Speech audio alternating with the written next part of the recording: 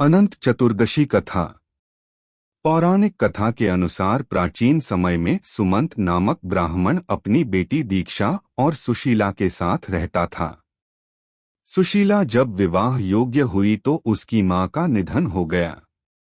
सुमंत ने बेटी सुशीला का विवाह कौंडिन्य ऋषि से कर दिया।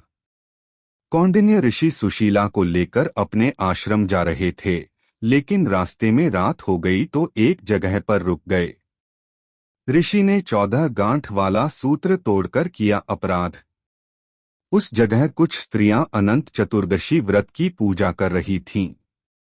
सुशीला ने भी महिलाओं से उस व्रत की महिमा जानी और उसने भी 14 गांठों वाला अनंत धागा पहन लिया और कौंडिन्य ऋषि के पास आ गई, लेकिन कौंडिन्य ऋषि ने उस धागे को तोड़कर आग में डाल दिया। इससे भगवान अनंत का अपमान हुआ। ऐसे किया गलती का पश्चाताप।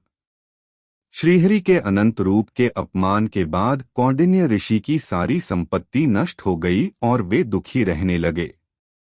सुशीला ने इसके लिए अनम धागे को जलाने को वजह माना। फिर कौंडिन्य ऋषि उस अनंत धागे की प्राप्ति के लिए वन में भटकने लगे। एक दिन वे भूख प्यास से जमीन पर गिर पड़े, तब भगवान अनंत प्रकट हुए। उन्होंने कहा कि कौंडिन्य, तुमने अपनी गलती का पश्चाताप कर लिया है। भगवान अनंत की कृपा से लौटी खुशियां। अब घर जाकर अनंत चतुर्दशी का व्रत करो और 14 साल तक इस व्रत को करना। इसके प्रभाव से तुम्हारा जीवन सुखमय हो जाएगा और संपत्ति भी वापस आ जाएगी। कौंडिन्य ऋषि ने वैसा ही किया, जिसके बाद उनकी धन संपत्ति वापस लौट आई और जीवन सुखमय हो गया।